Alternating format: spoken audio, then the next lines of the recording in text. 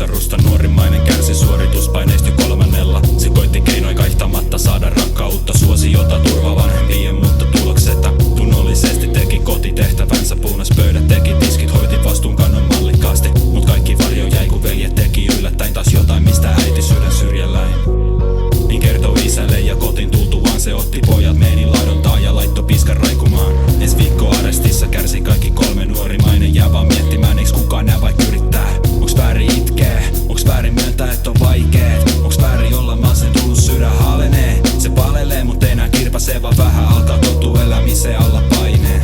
Alla paineen, loserin maineen sai. Ei tytöt kiinnostanut tätä nuorukaista aikaa tuhlattavaksi ollut kavereihin tai leikkeihin. Tärkeysjärjestyksessä ykkösenä suorat kympit toikkareihin. Yksi päivä koitti äitillensä kertoo ongelmista. Avautui surusta, kysyy onks tää kipu todellista. Se vastaa ei mun poikii ole tehty sokerista. Sä kasvat aikuiseksi ja näet et se ei oo oleellista. Isän kasvatusmetodit kyseenalaisia. Äitin itsetunto eittämättä palasina. Esikoinen ADHD provosoimat osaa olla pilattu. Ei oltu tätä jätkää oman tunnolla. Keskimmäinen seuras broidin jalan jäljis. Notku kyli lyötä myöten tuli kotiin aina kännissä. Sääntöjä uhmasivat siitä huolimatta, vaikka isä äkki pikainen ja kylmä väkivaltainen.